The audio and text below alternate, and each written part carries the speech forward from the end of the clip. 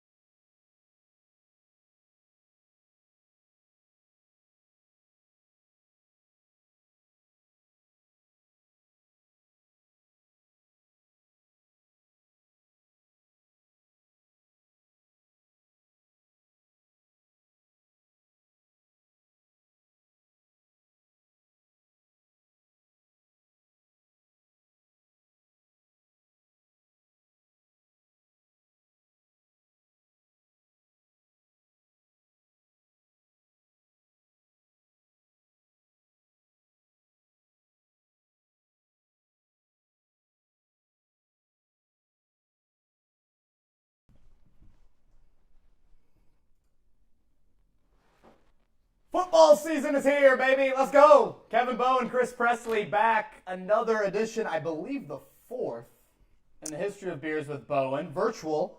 We're happy to have all of you joining us. Chris, when I say this in all seriousness, we are global. We are across multiple continents tonight, and I'm excited, man. This is going to be fun. This is your first one. Definitely excited to have you on, and this will be an interactive one with, obviously, a lot of kind of cut down decisions in 48 hours, but we're also going to get into the nitty-gritty of a 16-game schedule later on. Can't wait.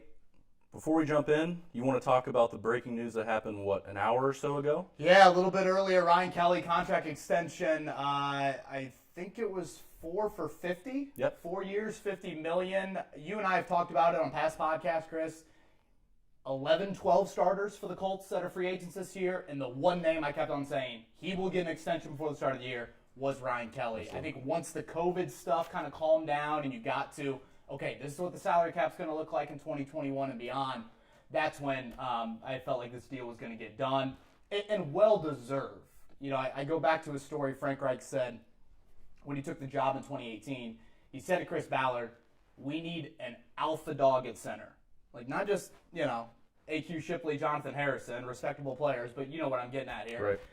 And that's Ryan Kelly, blue-collar Alabama guy, played all 16 games last year, which was huge. And I also think not only is it important for continuity, which means everything, all 5 of these guys now signed through 2021. Think about whoever the next quarterback is for this franchise. You don't worry about center. Not at all. And you had issues with Andrew Luck and that, revolving door at center. Now you don't have that with Kelly signed for 4 years. So we will cheers a lot tonight, but I think our first one, Chris, needs to go to Ryan Grigson.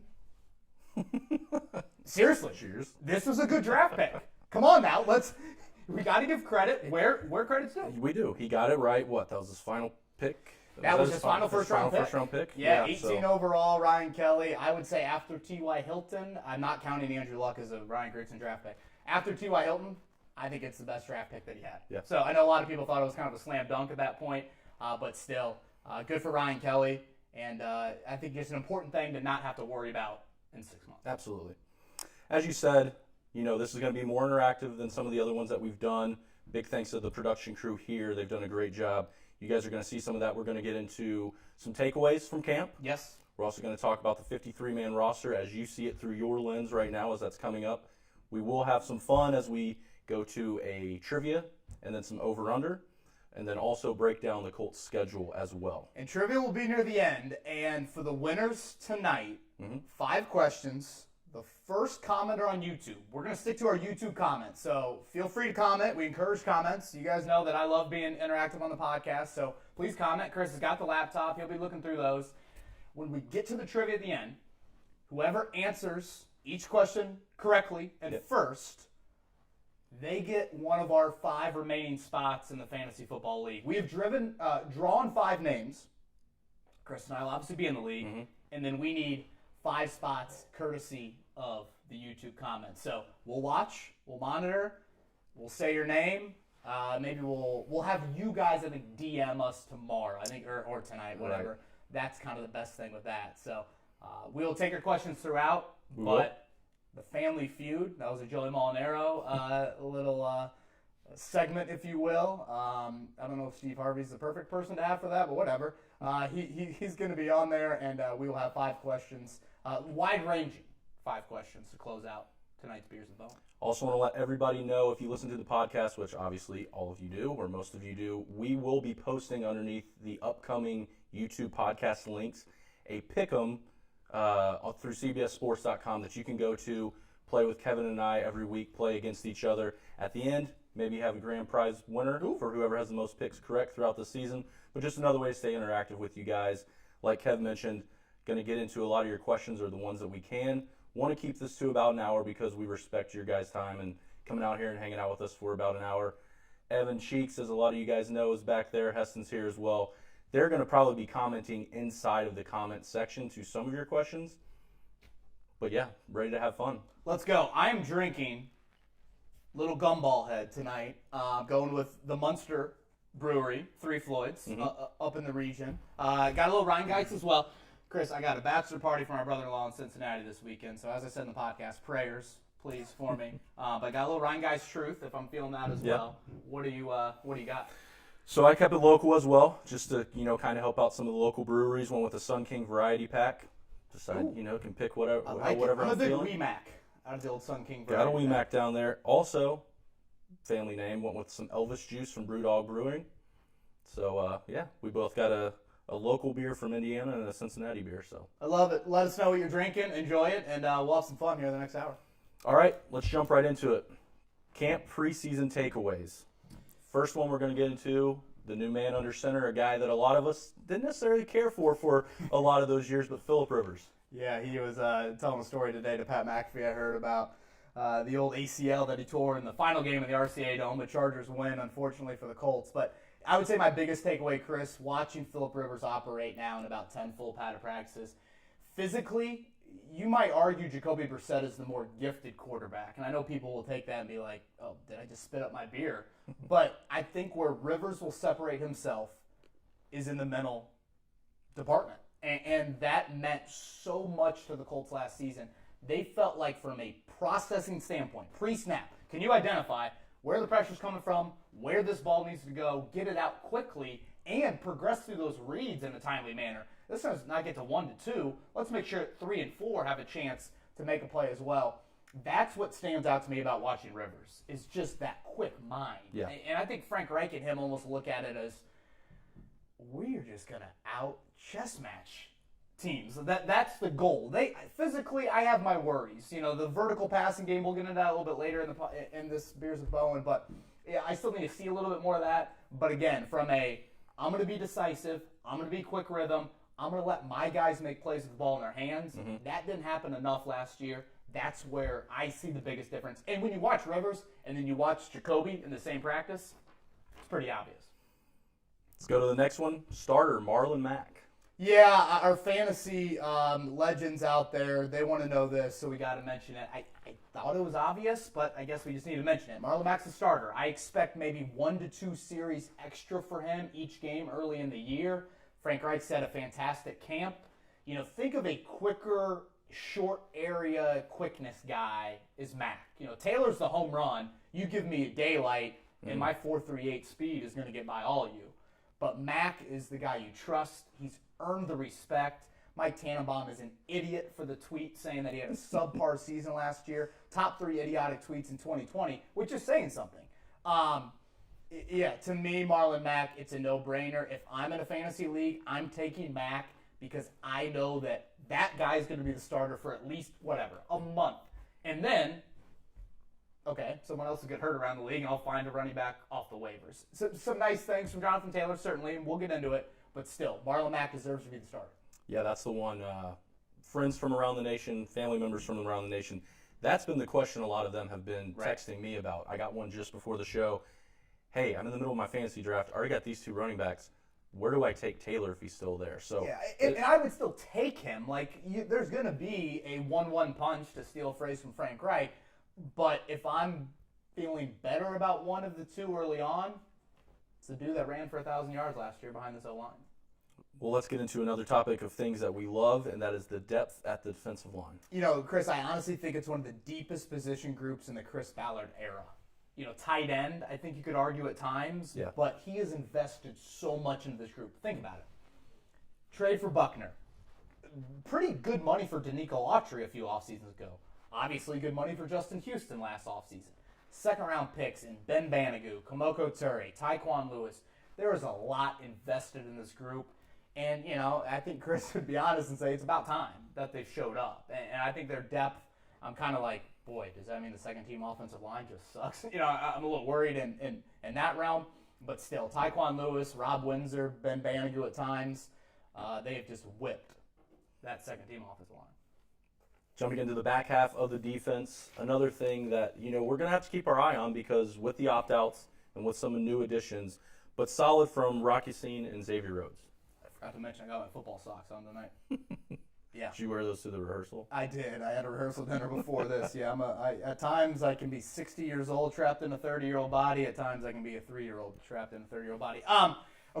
Length. Rock Yacine, Xavier Rhodes. That's what stands out to me. I think they're a little bit, they give you more of a competitive nature at the point of attack.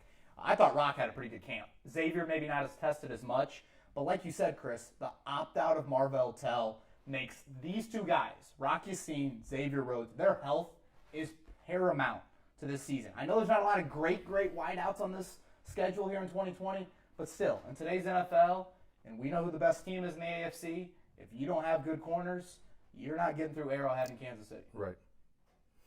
By the way, comments rolling in about the socks, so job well done. I don't know where I got these. My sister-in-law, Anna Lovers, might have got me these for Christmas a few years ago.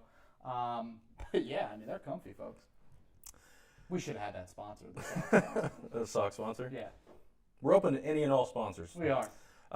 Last one for the Colts preseason takeaways.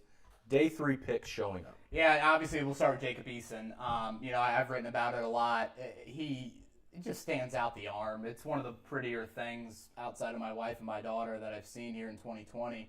It's just it's a great ball to the boundary. I think mentally, Philip Rivers talked about he's starting to pick it up a little bit more. Rivers talked about it. These guys don't even go into a huddle in college anymore. So you guys have heard me say it. Eason is missing out on the preseason reps. But from what I've seen, Chris, it's let me see more. It's not, it's I need to see more. So I fully expect him to make the team. But again, Rob Windsor, Danny Pittner out of Ball State. I think he's your 6th offensive lineman. Jumbo packages, chirp, chirp. Isaiah Rodgers, maybe a little kick return action. Who else? Patman has shown up. Desmond Patman a little bit. So, yeah, the day 3 picks, I was a little bit kind of like, show me. Mm-hmm. And I think they've done that. Great. All right, let's jump into the 53-man roster notes. Yeah. I wanted to start with just the rules. Just because COVID stuff, I almost cussed there. I'm glad I didn't. I think we're on YouTube, so I probably can't. There's a lot of stuff going on this year. So, Sam, go ahead and get this 80-man whatever it is up here. That's where we're at right now. I want to say it's like 77 the Colts are at right now. They can have 80. They just waived the guy earlier today. But these are the numbers. 53 is what you're cutting due Saturday at 4 o'clock. Mm-hmm. And then this year you can promote the 2 practice squad guys on game day. So that's up to 48 on game day, 55 on your active. So I just wanted to make sure everyone had that. we're all on the same level here of what we're getting. And a 16-man practice squad. Yeah. And then what we'll get into next is just there's kind of 4 or 5 big storylines for me. I won't get into them here. Go ahead and flash those. But it's something to where we'll touch on these throughout roster cuts. Let's make sure we have these kind of all on our mind here. And once we get into the breakdown, these are some of the debates, I think, that Chris Ballard and company are having internally of how they want to finalize this roster. Yeah, I want to get into the comments real quick. For Dave, yes, we did touch on the Ryan Kelly extension at the beginning of this, so when this goes back up and you can rewatch, go ahead and get into it. Chris, I'm a huge fan of it. I love Ryan Kelly's persona. I think he's blue-collar, hard, you know what. I think he's the perfect mix between Anthony Costanzo, a little quieter, and Quentin Nelson, which I guess Nelson's pretty quiet, but he's just he can be the vocal leader, but he can also lead by example. Doesn't need to talk a whole lot. Yeah. Which for your center, sign me up. That's what you want. Trey Burton's injury, big news coming out of camp the last couple of weeks, and then that also was some additional pieces that were brought in. Yeah, and we'll get into that, I think, as we get into the position groups. Let's hit up the next slide. We'll touch these when we actually start breaking it down to 53. Cool. One that everyone likes to talk about and send us Twitter questions, camp battles. Yeah. You know, this is a different way of doing camp this year. You didn't get to truly see the battles like you normally do within a regularly scheduled camp. But what takeaways did you have? Yeah, there's about a handful that we had coming into camp. What do we go? Are we going running back? We're going to start with running backs. I'm glad. If I wouldn't have been able to open that wouldn't have been good for my athleticism. Running back, I kind of talked about it earlier. What's the split early on? Is it 18-12? Is it 18-14? Yeah. I'm not talking years. I'm talking carries here. Is it Hines still on third down? Again, I think early on in the year, Mack will get the majority. We'll see how that plays out. The next one's going to be replacing Jabal Sheard. We already talked about how excited we are about the line. The comment section's really excited about, or defensive line, I should say. The comment section's excited about the defensive line. So we should feel pretty confident with replacing him, correct? Yeah, and I think it'll be a by-committee approach here. I hope I didn't just step on my mic. Danico Autry would be probably my first guy out there on first and second down, but Al-Qadim Muhammad is probably one of the more – he's Jack Doyle of 2014. We don't talk about him enough. I think he could be a guy that comes out on third down for you. And then when Kamoko Turry gets healthy, that's when you bring him on the field as well. But Jabal Sheard, I feel like he doesn't get enough credit. He was a very good run-down defender. And this team has been a really good run defense team. You guys know I've got my issues from a pass defense standpoint with this system. Run defense-wise, man, Leonard Fournette getting cut, the Colts dominated against Leonard Fournette. They always did a great job against them. So I think it'll be a by-committee approach here at the end, opposite Justin Houston. Stay on the defensive side of the ball and go to the Mike linebacker. Yeah, we always think this is a battle, Chris. And it just really never played out. I think Okereke could get on the field for the nickel, maybe pass downs, but Anthony Walker's just, he's a healthier Clayton Geathers. You guys have heard me say that before. Really like what he brings to this defense. They are still extremely high on Okereke. Maybe a little bit of a quieter camp.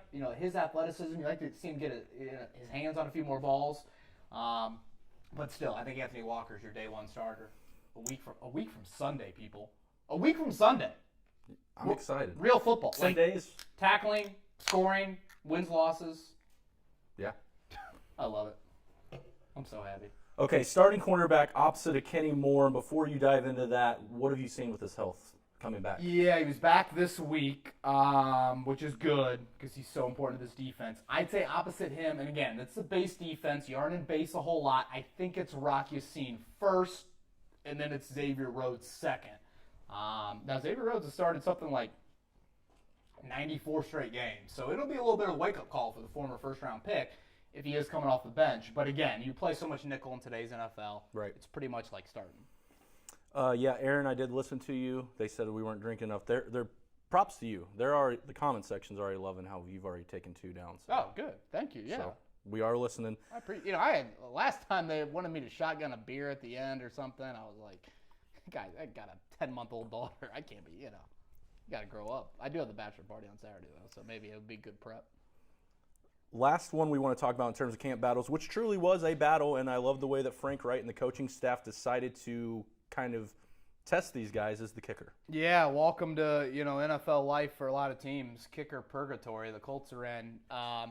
Chase McLaughlin, Rodrigo Blankenship, those two guys, head to head.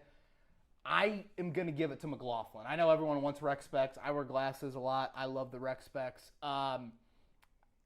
McLaughlin, to me, Chris, is the safer kicker. Like, inside of 50, I feel really good about him. He missed a few north of 50 inside Lucas Oil the other day, but still, it's okay. I'm getting greedy there. Frank Reich just goes for it anyways. Like, we don't need to kick a 55-yarder in Lucas Oil. It's kind of like, all right, trust the guy that did it for you last month. And we'll get into a Blankenship thing a little bit later. He'll be in one of our scenarios. We're not writing him off just yet. I would say it's been similar percentage-wise. If that's the case, I want the guy that's done it on Sundays before. Absolutely. Before we jump into the 53-man roster and a look at the offense, a quick comment from your family. How old did you say your daughter was? Did I say 10 months? You said 10 months. Oh, gosh, man. At times it feels like 10 months. 10 weeks. Rosie Bowe, I love you. Hopefully she's asleep. Good. Well, I'll give her. She gets a dream bottle at 9:45. So I'll make sure that I can. If we're still on here at 9:45, the door might be locked tonight when I get home. That's fine. Cheeks has a nice couch. 53-man roster. So what we want to do is we're going to break this down by position group. The numbers that you will see in the parentheses. The first number is what the Colts kept last year on their roster. The second number is what you think, Kevin, the Colts will keep this year. So first one is going to be quarterbacks. Last year keeping 2. This year you're saying they're keeping 3. Yeah, and if we have any YouTube comments for these, this is where I feel like we're going to get some people disagreeing with me, which I like. So feel free to chime in. This is pretty much a no-brainer to me. I'm not risking Jacob Eason on waivers. In an ideal world, I'd get Chad Kelly on the practice squad. I need swag in the building. Yep. Get him on the practice squad. Let Jacob Eason be protected on that 53-man roster. And that's how I would roll. So to me, there's not a whole lot of debate. Jacoby Brissett's not getting traded. This is who you're rolling with. Second one, the running backs. Kept 4 last year, keeping 4 this year. Yeah, to me, I think Jordan Wilkins is close to a lock. The Roosevelt Knicks thing, the thing about Wilkins, Chris, he's averaged nearly 6 yards per carry in his NFL career, which is an absurd number. It's really one of the highest yards per carry numbers in the NFL since he entered the league 2 years ago. Wilkins is not needed on game day. And that sounds harsh, but he's not. Like, Frank Reich doesn't use a 4th running back. Jonathan Williams, remember him last year? Yes. 200-yard games. He carried the ball, I think it's 8 times the rest of the season after those 200-yard games. Like, that's just life. But, again, if Marlon Mack gets hurt or Jonathan Taylor gets hurt, Jordan Wilkins becomes, okay, can I get him off my waiver wire in fantasy? Like, he's that important. So I think a 4th running back in this offense, Chris, just means a little bit more. So we'll go with Wilkins. And this group is just 4 for 4. It's not, right. You've already cut Darius Jackson. I don't know if related to Jarius Jackson, former Notre Dame quarterback, and Bruce Anderson. So this is kind of ho-hum for me. Third position group, wide receivers. Kept 5 last year, keeping 5 this year. I will tell you, based on the podcast this week, the one that stood out to me, if you guys go back and listen to the pod, and you can obviously defend yourself here, you really like Patman. And you felt like if we don't keep him, another team that potentially thought about taking him in the 7th round or in the 6th round might go get him. Or you're willing to just let that happen? First, I can't believe I said my daughter's 10 months old. I'm sorry, I didn't mean to throw you. 10 weeks, man. Jeez. Sorry, Rosie. Chris, we'll see a lot of disagreement with this. The names. Campbell, Pascal, Pittman, Hilton. No-brainer. Ashton Dulin is my 5th wideout. I can hear everyone disagreeing out there. Hear me out, okay? 2 questions you've got to answer here at wideout. Who helps you out week 1, and who can you get through waivers? This is who helps you out week 1. And we'll get a little nerdy here for a second. A 5th wideout, your top 4 guys are healthy. Paris Campbell's full go after the car accident last week. Your 4 guys are healthy. I don't need a 5th wideout week 1. I don't. Like, NFL teams don't really use a 5th wideout on game days. You've got 4 to rotate in. Frank Reich wants to use some tight ends. There's going to be some 2-back stuff. So I look at it like this. Ashton Dulin is the best gunner on this football team. If he goes and gets a Rigoberto Sanchez punt and is able to pin it inside the 5, That's a 20-yard difference that he just helped me win a football game. Reese Fountain, Marcus Johnson, Desmond Patman, you're not getting in the game. You're not good enough on special teams for me to have you on the week 1 roster. That is my thought process with this. The counter to that is, who's easiest to get through waivers? Yeah. Probably Doolin. So that's where you have to look at Johnson, Fountain, Patman. I could flip a coin probably on all 3 of them and probably put them on the 53. And I think there'll be a chance for one of them to join this group. And we'll get into that in just a second. Fountain, 7 snaps in the NFL. You've heard it. Yep. 6 kneel downs, 1 drop touchdown in Kansas City. No one's claiming him. Marcus Johnson, I think he was a free agent for over a month at one point this year. The Colts didn't even re-sign him initially. So you got to think he'll be on the open market. And then Patman, that's the one you worry about because, okay, if there was a team in the 7th round that liked him, they might put in a claim.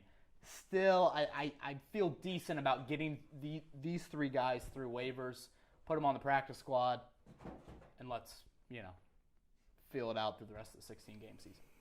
So the next one's tight ends. 4 last year, 4 this year. For now. Because of the injury to Trey Burton, I'm assuming that's why we're going to see Xavier on this team. Correct. Xavier Grimble, big dude. Trey Burton's going to miss some games in the regular season. And that's a big loss, notable loss. Tremendous on 3rd down in the red zone. When healthy, he will be one of this team's most consistent, critical down players. Right. That's a loss. You guys have heard me say that. And Mo Alley Cox and Jack Doyle are so similar. But Chris, hear me out on this. Trey Burton will make the 53-man, in my opinion, he'll make the 53-man roster on Saturday. And then by Monday, I have him on injured reserve to bring back. The rule this year is you only have to miss 3 weeks on IR. Last year it was 8 weeks. COVID, a little bit more freedom. 3 weeks. So Burton will be off, in my opinion, he'll be off this 53-man roster in the next, 48 hours after roster cuts. And that's where I look at it and say, okay, does that open the door for a Fountain or a Johnson or a Patman? You can live with 3 tight ends. I can live with Jack Doyle, Mo Alley Cox, and Xavier Grimble. So Burton, for now, you have to put him on there, and this is, again, getting into the nitty-gritty. You have to put him on there initially. If you would put him on IR right away, he can't come back this season. He's going to come back. He means too much. So you put him on there eventually, and then you get a practice squad guy, bump him up. Mike wants to know, Kevin, I know you're not a jersey guy, but if you were gifted 1 jersey from the projected 53-man roster, who are you asking for? Boy, I mean, you love just the maniac on the back of a jersey. You going Rec Specs? I think it would be awesome. Well, I don't have it on my 53-man roster. We'll get to that. That's the only problem. The maniac would be who I'd probably put. That's a good question. I love the way Kenny Moore plays the game of football. Yeah. He's 5'9", he just plays it. I just love it. We don't need the quarterback. We don't need the wideout. Give me a trench guy. Give me Kenny Moore at corner, or give me a trench guy. I don't know. Grover Stewart. Give him some love. There you go. A lot of people liking that Kenny Moore pick. All right, offensive lineman. Kept 8 last year, keeping 8 this year. I also didn't find too many surprises with this one. Yeah, the depth stinks. Just stinks. It's not good. So that's a worry. Who's the 9th? Chaz Green would be my 9th, maybe. Did O'Donnell fall off? Because people were kind of high on him. I look at him and I think 21 years old, from Canada. Let's get him on the practice squad and then, develop. Right. So, I'm keeping 8 just because I don't think anyone else is that good enough to keep. I think in an ideal world, Chris Ballard would keep 9, maybe 10. He loves the O-line that much. Yeah. But I'm going with 8, and to me, it's pretty obvious who the 8 are. Okay, that was the offensive side of the ball. Now we're going to go to defense and special teams side. First one we're going to mention, the defensive lineman. Again, Colts kind of following in order with what they did last year, keeping 10. Yeah, it's a big number. But again, you got to hear me out on this, okay? Sheldon Day, Kamoko Ture. Those 2 names and Trey Burton are the names to watch this weekend. Currently, Ture is on the physically unable to perform list. Hasn't practiced in 11 months.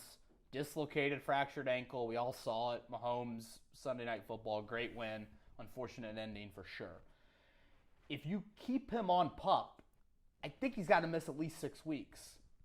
That's a lot. So I don't think he's going to miss that much. I feel like he's somewhat close. So I'm bringing him up to the 53. Sheldon Day, Indy native. East Side, Warren Central. Shout out to Maple Creek Golf Course, my home course, senior year of high school. I got Sheldon Day going the Trey Burton route on the 53-man roster and then on IR for maybe a little bit longer, honestly. We haven't seen him practice in full pads, had a knee procedure a few weeks ago. So that's what I'm thinking with Day. And I like Day, and I'm not going to lie, I'm biased. You know me, I'm a Notre Dame guy. And I want the Indy kids to do well. But at the same time, Sheldon Day started in the Super Bowl last year. Like, it's not like this is a chump. Like, this is a pretty good player. So I look at this D-line, Chris, and I'm thinking, it's 10, but it's really only 8 healthy guys for week 1. Rob Windsor's the name not a lot of people will probably have. I thought he's looked really good in camp. Tyquan Lewis has probably been the best player, one of the best players. Again, second-team offensive line, but still, I like Windsor big time. So let's go with 10, but it's a loose 10. You're going to open up another roster spot on Sunday or Monday, in my opinion, with Sheldon Day, and that's how I'll operate on the D-line. Okay, let's jump back to linebackers. Once again, the Colts keeping 6 last year, keeping 6 this year. I don't see any real surprises there as well. You know, I thought earlier in the week about keeping 7, to be honest with you. Not cutting anybody. I think they mean a lot for special teams. I switched Jordan Glasgow and Matthew Adams the other day. Adams has an ankle injury, so that's something to watch as well. Sometimes you get finicky and wave injure guys, and we won't get into all that. But special teams, you know, EJ Speed's a guy I still want to see develop more. I don't think he'll play a whole lot, but, I mean, he was a wideout in college and then a linebacker, Tarleton State. Like, I don't think you waive him. So I'd like to get Matthew Adams on the practice squad, though. Cornerbacks? Yeah, what do we got? Less 5? this year. 5 this year, 6 last year. It's all about the Marvell Tell opting out, man. Yeah. I mean, look at the corner depth. I don't love any of those names. There's been flashes from, not even going to try and pronounce Andre's last name. We'll call him Andre C. Travis Reed. I believe it's charcuterie. Yeah, that sounds right. Lafayette Pitts, he's done a little bit. Tremont Smith, I know, has done some kick return. There's just not a lot to work with here. TJ Carey is vitally important. The veteran from the Browns. Yep. Sign of the offseason, plays inside, plays outside. This is the group, Chris, outside of O-line that worries me the most. This cornerback group. I talked about it earlier. Got to stay healthy there. It's just, I think the D-line will be better, but still, there'll be times where that D-line doesn't get home, and you got to rely on the corners. So is that number 5 the reason why your next category with the safeties, is that why they're adding another safety? Last year 4, this year 5. Yeah, and I also think there's just better depth there. Julian Blackman, and him getting called up was a bit surprising to me. They like those 5 guys. I really think they do. You and I talked about on Tuesday's podcast, the name Malik Hooker gets floated around in trade rumors. It's not as absurd as I would have said a week ago. Like, it makes a little bit more. I'm not doing it. But if you're going to get a juicy package that involves a high draft pick, I'm looking into it. You know me. I'm about draft capital because you got to find the future quarterback at some point. Clearly, so are the Jaguars. A lot of safety news recently. Yeah. And Ronnie Harrison, was that it? And was that to the Browns? To the Browns. And one of the That things was we the talked Hooker about rumor. on the pod was, Hooker for potentially Njoku. So And a draft pick. have you heard spilled anything the else, beer. or is there anything else that you feel like? I know I'm kind of throwing you out there right now, but Yeah, if you were I to mean- trade him, who are you going to trade him to? Well, nothing concrete to that point, Chris. I think it comes down to, again, what do you like your depth that much? Tavon Wilson's a veteran. Think Mike Mitchell from a few years ago. Yeah. Do you like him enough to say, you go start next to George Odom, or Corey Willis. George Odom plays in sub packages, and Julian Blackman's going to have a role this year if you trade Hooker. 95% he says. I still worry about ACLs. I mean, look at Hooker.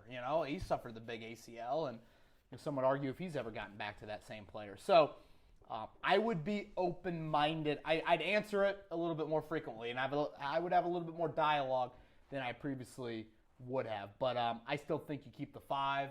I think Hooker starts week 1, made a couple nice plays as that rangy free safety, and that's how it'll go. Alec wants to know who would be an outside corner from another team that we could possibly sign after the 53-man cutdowns, and what position group would we cut from? Yeah, we've mentioned some of those corners. Is it like Tremaine Johnson, Dre Kirkpatrick? I'm going off the top of my head. I have the list, and we've talked about it on the podcast, but Alec is spot on. Outside corner is my biggest worry. Just one. If Xavier Rhodes looks like the Xavier Rhodes we saw last year, I mean, holy hell, it's not good. So, yeah, that would be something I'd look into. I mean, who's got good corner depth? I'd have to look at it. I don't know. The Saints got a couple corners that are probably decent. I just say that because I bet on the Saints to win the Super Bowl. Do you bring back one of the 13 Colts that are on the Jets? Well, yeah, I mean, Pierre Desir would look nice, but that's a position I'd be looking at waiver cut down. And the Colts still say they'll be somewhat active with those waiver wires this weekend. We'll see if that holds true. Last one's going to be the specialists, so let's get into special teams. Yeah, and like I said earlier, I'm taking McLaughlin over, what's his name? Rigoberto and Rodrigo. I know. It's just, it's a lot, especially after a couple gumball heads. Yeah, I'm going with Chase McLaughlin.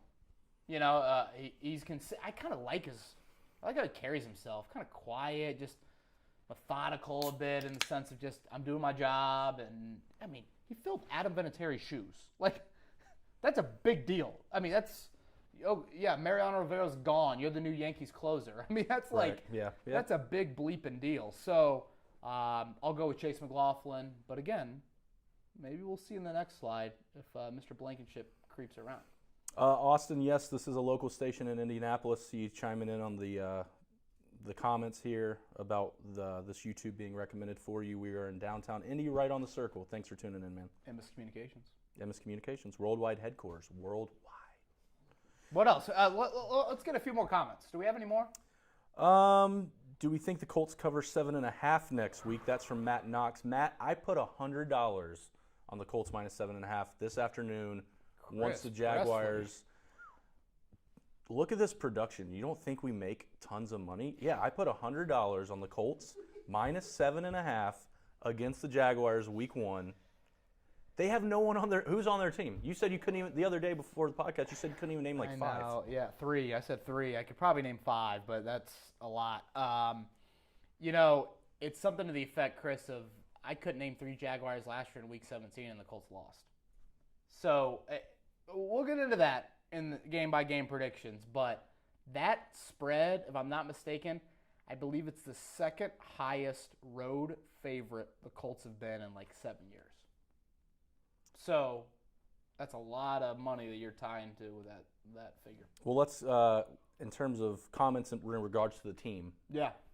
Got a question about Trey Lance. Is there any possibility that we get him? And with them not playing any games, does he slide? You never know. I feel like there's always a couple quarterbacks towards the end of the season that fall, and then other ones that you've never, or not necessarily never heard of, but you don't expect. Well, I mean, Joe Burrow this time last jump. year is a Right. 7th-round pick, and then he goes number 1 overall. Trey Lance, for those that don't know, North Dakota State quarterback. Him, Justin Fields, Trevor Lawrence seems to be like the 3 that everyone talks about. I expect the Colts to win double-digit games. That means you're going to have to move up. I think you'd have to move up to get Lance. I don't see him sliding just because they won't play. I think people are enamored with the efficiency, with that system. North Dakota State is a pro-style offense. Carson Wentz, Easton Stick in the NFL. Like, they have done it well there from the quarterback position. So if you want him, I think you are moving up. And you know my belief, man. You move up. You do it. You move up. And preview the 5th Beers with Bowen that will come in April 2021. I want the Colts to move up and draft a quarterback. I just think it's time. I think you're there as a franchise, that you feel good about your roster. You can mortgage some draft capital. Trade up, boys. During that draft, Beers with Bowen, going back to the comments, you going to have a beard like mine? You going to grow a beard out? Would your wife let you grow a beard? Or yeah, kind of. I don't know. Yeah, she after like 3 weeks, it's like, this is awful. But, I mean, I can grow a beard. It gets a little bit grayish at my age, which is 30, which I don't know if I should be having gray hair. We're the same age. Shows you my stress level.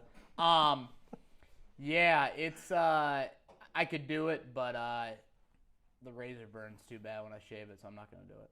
Okay, last question before we get into 53-man roster scenarios. You think the Colts look at Aqib Talib or a Ha Clinton Dix or someone else that's out there on the back end of the defense? Boy, Talib. Remember when he poked Dwayne out in the eye and got ejected at Lucas Oil? No, not on Talib. No, I don't think so. I want a little younger, longer corner. I mean, I know Talib's long. Clinton Dix, I think safety's got great depth. I do. I mean, if you traded Hooker, maybe, but no, I don't see that. Corner to me, maybe you would look. I mean, the Colts have been active claiming corners in the Chris Ballard era. Very active. So that is a positioning group that I come back to. All right, 53-man roster scenarios. Let's jump in. Scenario A. And This was a great slide in the draft. We wanted to bring this back. Yes. It's not the same as a draft scenario slide, but we wanted to bring this back of Chris Ballard, Ed Dodds, Kevin Rogers, everybody in that personnel room over the next 48 hours, they will think of 1,000 scenarios that they debate. It is probably the most throw stuff on the wall, see what sticks. These are a couple of them that I think I don't know, let's throw them out there and see if this is debatable. All right, scenario A. Running back Jordan Wilkins to the practice squad. Wide receiver Reese Fountain to the 53-man roster. What I say earlier, fourth running back, why do you need it? Reese Fountain is probably more of a protection thing. This is a long-term protection thing of you feel like Fountain could maybe turn into something one day. For the most part, you know what Wilkins is, and you probably could find another Jordan Wilkins. I know that sounds harsh, but you know me. I want to take a running back in the 5th round every year. That's how I would operate things. So this is just, again, if he's not going to matter to my 53, and I don't think he has great long-term potential, voila. Is this something that you would throw out there? Now, Wilkins, again, is one injury away from being, top 15 most important player on the roster.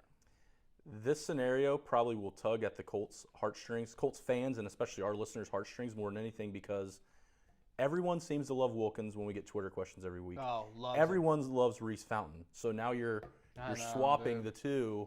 Yeah. It's going to be difficult. That's like Tiger Woods and Matty Bowen. Who do I love more? She's actually on the stream because she said your COVID beard was too much, so. I didn't mean that. I know. She don't mean that, right? Scenario B. Linebacker Matthew Adams to the 53-man roster, or defensive tackle Rob B's and D's Windsor to the practice squad. Chris, for me, this is a who helps you out week 1, an 8th defensive lineman. Do you need it? Maybe. Probably not, though. So Matthew Adams can go play special teams for me.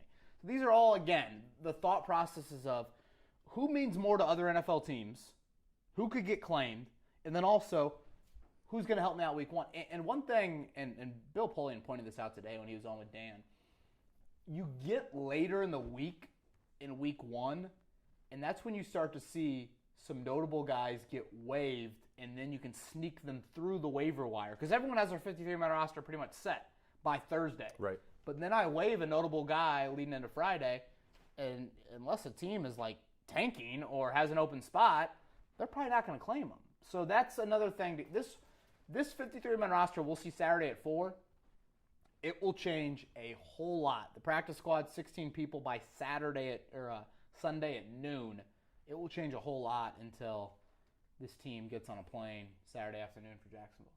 Scenario C, wide receiver Ashton Doolin to the practice squad, kicker Rodrigo Blankenship on the 53-man roster. Hey, man, I laughed at someone tweeting this at us a few weeks ago, and here I am.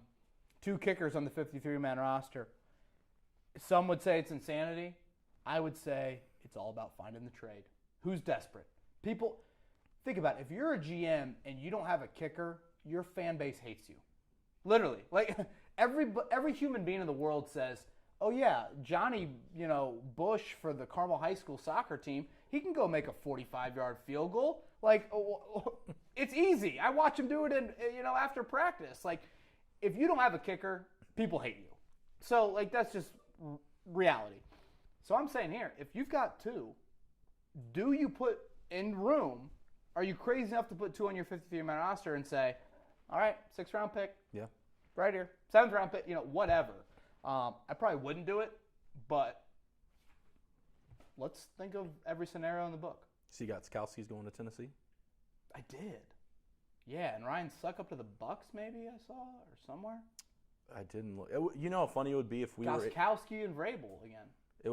It'd be funny if we were able to flip a kicker, especially a McLaughlin or Rodrigo, for a pick when guys like Leonard Fournette aren't even drawing draft picks from people. People, don't have your kids grow up to be running backs. Don't. They just, just the truth. Okay, Colts 2020 schedule. We're going to get into this. We're going to do it by segments. You know the big cliche, coaches always say the season comes in quarters, so we're going to run this down by quarter. You did that in your Rick Venturi voice right there. Did I? You did. That was good. Love it. And I am going to say, Kevin, love the way the Colts start based on your prediction. This schedule's gettable early on. Gettable early on. I believe the over-under is 9 for the Colts in Vegas. So let's look at the first quarter of what we've got here. Great shout out to Sam Meyer. Great job. And Samantha as well. Tremendous job with the PowerPoint. Right here. We got a win in Jacksonville, week 1. Chris, 2013, season opener. That's the last time the Colts have won in week 1. Terrell Pryor was the opposing quarterback.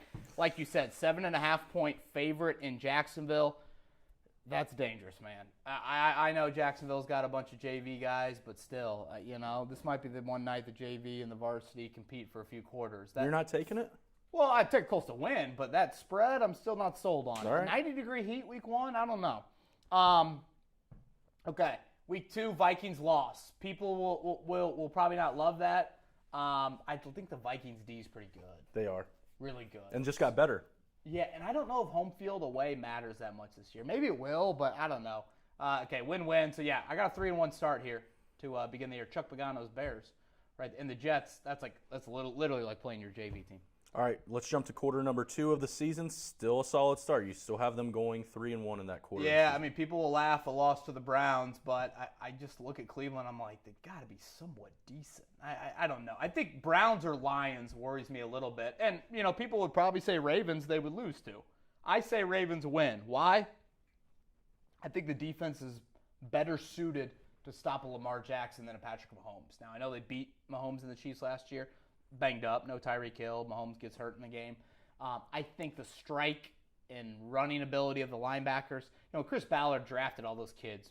Leonard, Okereke, E.J. Speed. It was all about defending Marcus Mariota and Deshaun Watson. Those are the two guys in your division. Well, Lamar Jackson's kind of like that. So I look at this right now, and the bye week I think is right before the Lions, if I'm not mistaken, or maybe after the Lions. That's what? That's 6-2 start. Yeah. If I'm telling Colts fans right now you're starting 6-2, don't get greedy. 7-1, 8-0, come on now. You would take 6-2 in a heartbeat. All right, now the third part of the year, this is where things get a little bit dicey in terms of your predictions. I think this is the toughest stretch. I mean, right here, home to Ravens, at Titans, Packers, Titans. Yeah, I look at the Titans and Texans and just say split them. I still think they're two good football teams. People want to write off Houston.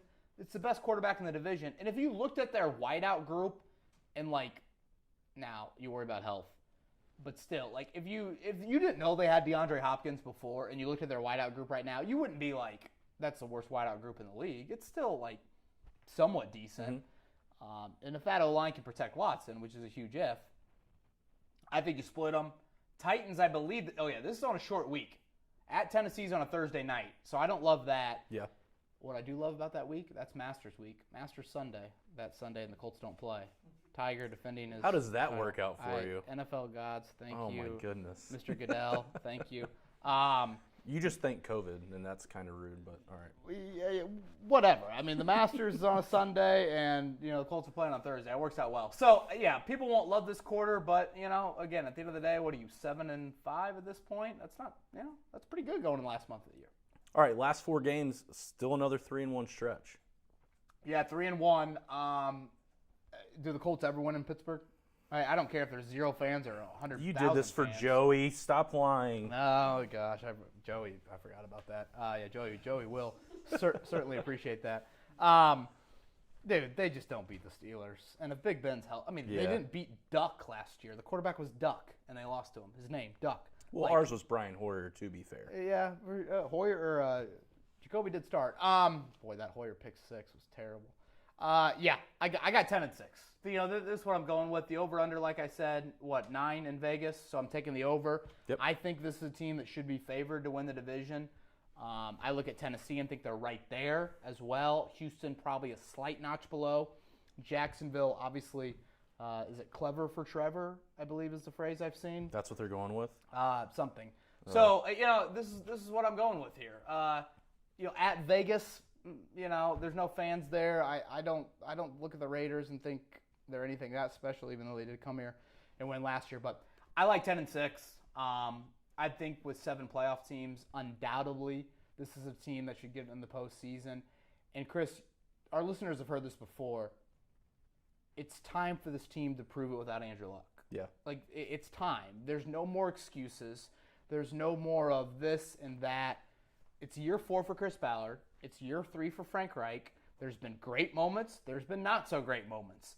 It's time in this division to start to kind of act like you're back being the oldest brother in this division. I go back to the Colts won 16 straight at one point in this division. That ended like in 2015. 16 straight. That's absurd. It is absurd. Since then, Houston and Tennessee have been better than them. Like that, this is not Ryan Bowen's AFC South.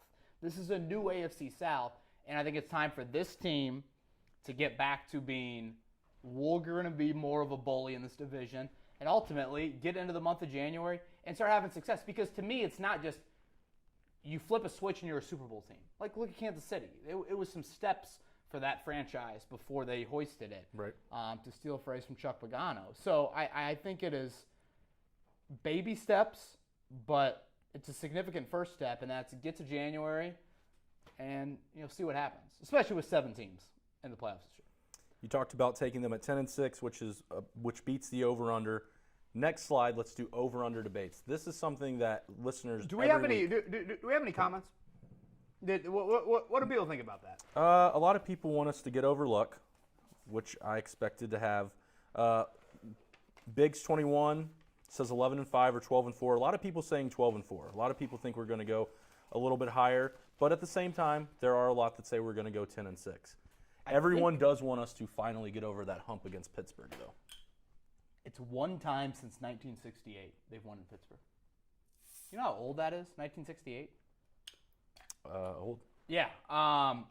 Yeah. So it's been quite a while. 12-4. I mean, a lot of people say it's the easiest schedule in the NFL if you look at the analytics sites. I still see like some competent quarterbacks, and I think 10-6. I know Dan said 13-3, 12-4. I know some people have. I just can't go fully there yet. I also look at last season and think to myself, Chris, if they just made a kick, they'd be 9-7. Right. And if the quarterback was, what Rivers you expect him to be, does that mean you're 11-5? Like, if it's that easy. But I still think your O-line health was incredibly fortunate last year. I don't expect that to happen again. That's just normal. But still, Rivers and Buckner, I hover around 10. Right around 10. Sam, can you go back to that slide real quick? Because I do have a question. Every year, undoubtedly, and especially this year with it being COVID and it being crazy, there's always teams that surprise you and teams that let you down. If you could pick one of any of these teams that you think might exceed more than we're giving them credit for or might take a stumble this year, who is that going to be? I tell you what, and shout out to my former roommate, Chris Hotwagner, if the Lions are healthy, Matthew Stafford had a really good year until he went down. That division, like Chicago, Minnesota, Green Bay, it's a lot of question marks for that division. That would be one team. A team that would underachieve. Boy, I don't know. I mean, you got Rodgers. You still bet on Green Bay, don't you? I don't know. The Raiders. Pittsburgh, I feel like we have such a skewed opinion of Pittsburgh in this market because they dominate the Colts. Mm-hmm. Like, they just do. It's like the same way the Colts have a skewed opinion on the Titans. Everyone in this market acts like the Titans are terrible because the Colts always beat them. But yet, at the end of the year, there's Tennessee 9-7. Yeah. There's Tennessee, the last one standing in the AFC South this past year. So, could Big Ben throw? Didn't he have Tommy John? something crazy. I think he had Tommy John. Yeah, so I don't know. That would be maybe a team I'd throw on there. Okay. Let's get into the over-unders. Got to get off to a good start. Have to. Got to. Have to. Over-under. Phillip Rivers completion percentage, 67%. Yeah, for his career, I think he hovers a little bit lower than this. But you asked the Colts. Great save. That could have been a beer spill, and we would have to end it. I'm going to go over here. I think the Colts, ideally, they want him hovering around 70, to be honest with you. And I go back to what I said earlier. Quick rhythm, decisive, yards after catch. It has been eons since the Colts have had somebody that says, give me the ball and watch me run with it and make a play. Like a little bit of Hilton, but that's about it. Even Hilton hasn't been as much as I thought he would be coming out of Florida International. So I look at Paris Campbell and Nyheim Hines and think, you guys should, add Phillip Rivers to your prayer list because he helps you out. He gives you opportunities with the ball in your guys' hands. So I think high percentage throws will be big. Comment section's agreeing with you for the most part. A lot of them think over as well. Yeah, I'll go 60. You got to think about Luck. Luck had a career high with Frank Reich of 67.3, I want to say it was, something like that. So I'll go Rivers 68.8. 68 was close. Okay. Malik Hooker, interceptions, 3.5. We've already talked about him. What are you thinking this year? Boy, big season. I've said it before. There's no more player I'm fascinated to watch this season than him. Just so much going on, you would think, in his head. I'll go slightly under. Slightly. Or am I going over? Oh, gosh. I think I meant under. That's on me. Kevin Bowen, pre-3 beers, over. I think I mean Post under. 3 beers, under. Yeah. I'm going with 3. Disregard that. Hooker, I think, has like 7 in his career, Chris. Respectable number. And considering the amount of games he's played, probably a much more respectable number. He'll get a couple tips, but this defense in general needs to get their hand on more turnovers. That is an absolute must. Got to create more big plays. Yeah. I think the opportunities will be there, but he makes the great pick in week 1. Wiles Rivers last year, the one-hander, the snagger. And then against the Bucs in December, Jameis throws it right to him. So it's kind of like, where is Hooker? Is he finding those plays to make, or are they just coming to him? I'll say 3, which if he has 3 picks and a good amount of passes defense, this could still be a really effective year for Malik Hooker. I mean, if you're getting in the 4 or 5 range, you're probably top 10 on an interception list in the NFL. Third one on this, T.Y. Hilton receiving yards, 1,050. Mr. Consistent, Mr. Reliable. I hope I said over. Uh-oh. Oh, gosh. That's Oh, the under. no. I think I switched these. I meant over here on Hilton. What I think, Chris, will happen this year with Hilton, more catches, less yards per reception. Okay. When we think about Hilton as a wideout, we think about big plays, 4 for 110, the 40-yard chunk where he's, doing the ghost or doing the TY, whatever, like those big plays. He said a great quote earlier this week about how he thinks him and Phillip Rivers, and this shows TY's football IQ, him and Phillip Rivers are the perfect match because they both understand finding the soft spots in zone coverage. I thought it was a fascinating insight of how those two play the game and how Hilton could be more of a, I don't know, is he Julian Edelman-like? Is he Larry Fitzgerald-like? Not in size, but obviously more of the possession guy this season. It's never been his game.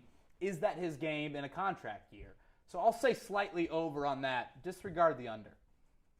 Comment section's agreeing with you on that flip-flop because Okay. they all said Malik Hooker under and T.Y. Hilton over. Good. I'm a man of the people, so I'm going to agree with them. Okay, one that we've already talked about, one of the most talked about topics, Marlon Mack versus Jonathan Taylor, a higher yard per carry. If this doesn't say Taylor, I'll run around the circle naked tonight. I hope it says Taylor. Switch it to Mack. So, yeah, highest yards per carry. This might surprise a few people, but, again, I'm thinking home run ability here. Marlon Mack last year had 4.4 per carry. It's not crazy good. It's solid when you carry the ball as much as he did. But with Taylor, and I think this is the big thing with him to earn playing time early in the season, hold on to it. Yeah.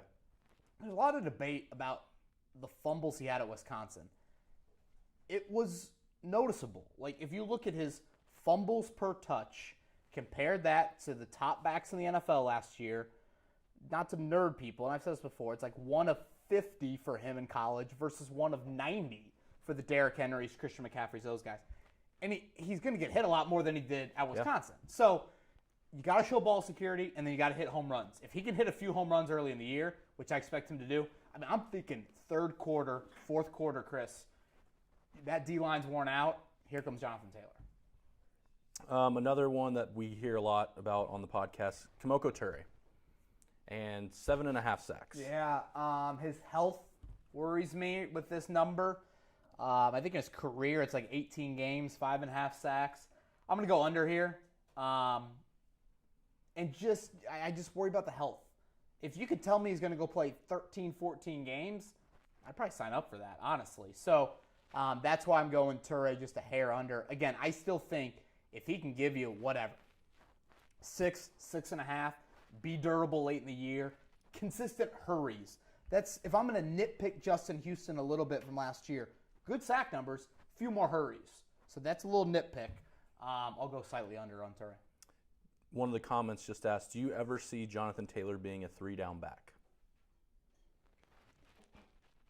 No, and I don't think he should be. Like, I don't want to put pressure on any running back in my offense to be that. I don't think that's how the NFL works in today's league. He had several drops in camp, but I don't want to, like, throw that burden on him. Like, you know, I want to have a third down back. Like, I think that's how you need to operate. So Taylor can be really effective first and second down, and if he's a stud there, I don't need you to play third down, man. All right, last slide is going to be the KB's Family Feud. We have 5 questions. Again, the first person to answer each question correctly, each one, we're not saying all 5 in a row, each one correctly, we will ask you to DM us, we'll flag you, we'll let you know, and then you will be in our ESPN Fantasy Football Draft and Fantasy League, which will take place, I believe we're going to do the draft on Tuesday at 8 p.m. Love it. We'll have some time for question and answers at the end. We'll extend this a little bit later, but let's get into the Family Feud. Again, first person to comment on YouTube. I hate that they all can use Google. That is true. If we were in person, we could control this. Yes. Yeah, I agree. Honor system. Thank you, Jordan. All right, who we got? What's the first one? First one. The longest tenured Colt on the roster is who? Is this where we start we're just Jeopardy music? Yeah, the Jeopardy. I'm waiting to see him roll in here. Longest tenured Colt on the roster is Tyler McDermott. Got it? Tyler McDermott, send the DM. And Tyler was smart because he didn't spell Costanzo, because if it was me, I'd be sitting there like, He just put how AC. do you spell it? AC, yeah. Tyler, clever. DM us, Tyler. It used to be Adam Vinatieri. Used to be. Costanzo, and then T.Y., and then Jackie Doyle. Number 2, Chris Ballard has traded up in drafts 3 times. Name 2 of the 3 players that he has traded up for. This might take a little bit of time. This might. 3 times. I think he's traded back at least 7 or 8. 3 times. He did it in 2018, 2019, and 2020. Oh, God, they're coming in quickly. Oh, boy. Who got it? Who got it, Heston? This is from Heston. He's the promotion director at the Fan. If he doesn't select you correctly, I can give you his extension. It looks like Dank Funny was the first. Dank Funny. Give us the DM. Give us the DM. Does he got who'd he say? Yeah, Jonathan Taylor. I'm trying to find his other one. We need 2. He said Lewis and Taylor, I think. He said Lewis and Taylor? Okay. Yeah. And the other one, Kari Willis. Kari Willis. Safety 2019 draft, trading up for him. So, yeah, Taekwon, obviously good camp for him. I thought that would make people think a little bit. I don't know why I was not expecting a rush of people writing in on that one. But that one's kind of hard to Google. Yeah. Okay, number 3, DeForest Buckner makes the most money of any Colts defender. Who makes the second most money? The answer to this is about to change here in 10 months. Darius Leonard signs that new deal. This should be pretty easy, I would think. Colton asked, speaking of Darius Leonard, who's the next to get a big contract deal? It's a good one. For those that didn't hear Heston, Colton said, who's the next person to get a long-term deal besides Darius Leonard? I'd say Braden Smith. Okay. Same draft. one pick later. He's the next guy up front, when you look at that O-line. So I would say Braden Smith. And then, of course, you have your current guys of the free agents of Hilton, Grover Stewart, Anthony Walker. Those are probably the bigger names. But, yeah, I would say Braden Smith in terms of the definite long-term. Who we got? Jamari Troop was the one who, I believe I said that right. If I didn't, I apologize. But He got Justin Houston. Justin Houston it is. Jamari, give us a DM, Chris Presley or Kevin Bowen, and we'll send you the login stuff tomorrow. Okay, question number 4. Where did Kenny Moore go to college? And we're taking notes on this, people. If you try to DM me and say you got the answer right, good luck sleeping tonight. That's tough to be on the pillow. Heston, please write these down. This is tough, Oh, I guess I can go back and watch this. but this is easy. Tyler's already Jacob. DM'd me. What do you Jacob say? Dagan, Valdosta State. Great job, Jacob. Send us the DM. Nope, I'm a liar. Sorry. Aaron, you got it. I'm sorry, Jacob. Aaron was Wow. before you. We might need to get Chris out of the league and have Jacob take a spot. You want to do a combined team, and we can have Jacob and Aaron. No, you want me to I concede? need sole ownership. Okay. I need All right. sole ownership. All right, who we got to round it out? All right. To round it out, the 5th question. Of Phillip Rivers' 9 kids, how many boys does he have? His oldest boy is Gunner. What a great name for a quarterback. Gunner Rivers. Did you hear why it's Gunner? Uh-uh. That's his mother's maiden name. That's awesome. All right. Heston's back there on the ones That and had to be twos. pretty quick. I mean, that's just a number guess. You just hit the keyboard. What do you think, Heston? Answer set. I'm going 6. 2. Dude, Wow. double got check it? this, Heston. I see Jeremy Jenkins. Jeremy Jenkins, yes. You sure? Sure. We are All right, sure. Jeremy, DM us. What do you think? I thought it was a good question. That's a good I thought it was, yeah. Gunner, 12 years old, the oldest. I'd love to see him sling it for Westfield one day, but I think they're going to Alabama. or Alabama, something. yeah. Yeah. Said he throws it like him. Let's do 3 or 4 questions. 'Kay. Have people send them in right now. Comment on YouTube. We'll get 3 or 4 questions before we round out Beers with Bowen. And anything. Roster cuts, season breakdown. Fire away.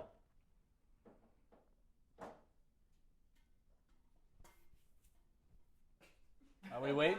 I'm waiting on some questions.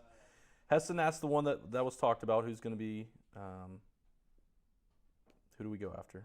So Mark earlier asked, the Maniac's first practice was Yeah. pretty legendary. Was that the best practice you've ever seen by a Colt?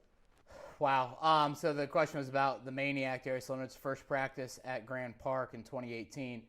It was really just one play. To be fair, it was Luck trying to throw to Eric Swope over the middle. In the first play of 11 on 11, Darius Leonard comes out of nowhere and makes this interception. And I'm just like, holy the Colts haven't had a linebacker that long, I'm talking Right. like wingspan, that can go up and make an interception like that. And remember, he missed all of spring. Yeah. That rookie year, he didn't play at all in the spring. It was one of the better individual plays I've seen on a practice field because when the pick happens, I'm like, oh, was that 33? Was that 23? That was 53? I'm not used to Colt. That's whatever. Kelvin Connor or whatever his name is, former Clemson linebacker the Colts had. I'm not used to guys like that making plays. So, yeah, that one stands out to me. 65-1 Rivers MVP odds right now. Is it worth taking a flyer? Ooh, 65-1, great odds. Yeah, I'd throw $5 on it. Why not? 5, Kevin. We're throwing hundreds. Come on. Well, I mean, 5 with 65-1 odds, that's tremendous. Who's your dark horse player for this year? I would have said Trey Burton. I don't know if that's dark horse, but I don't think a lot of people are talking about him for training camp. And Chris, his ability to create separation, third down, red zone, he's like the hybrid wideout tight end. I think if people don't remember this, he went to Florida originally to maybe be the next Tebow. That was the early thought. So he's got this kind of, bigger quarterback wideout mold. I would have said Burton. I really like Kari Willis. I just think he stands for everything that they believe in and really heady player. He might not get around the ball, take it away as much, but I just think he's solid. Who's getting more catches this year, the running backs or the wide receivers?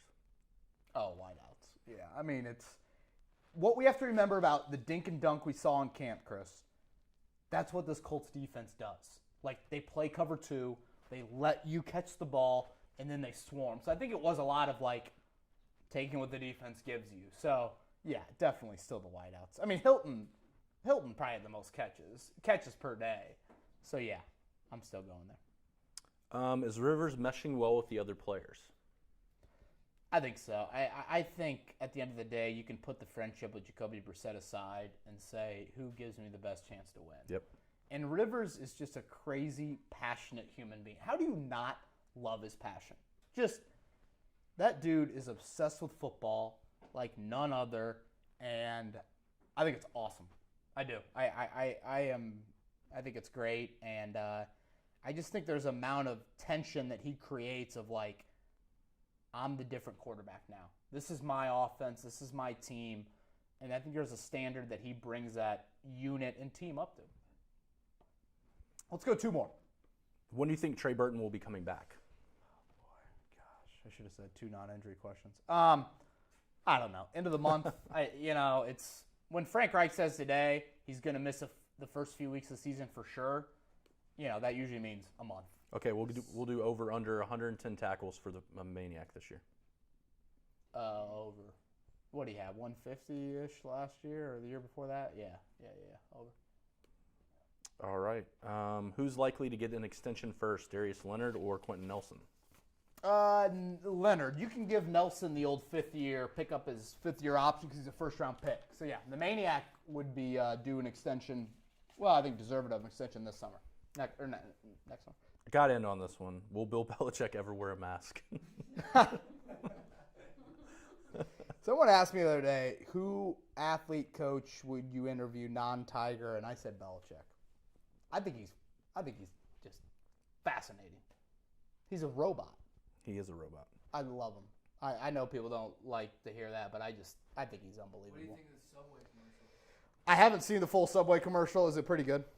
Yeah. Is it? I still haven't seen it yet with Belichick, but yeah, I know we're all supposed to hate him, but like to coach that well in this league's defined by parity.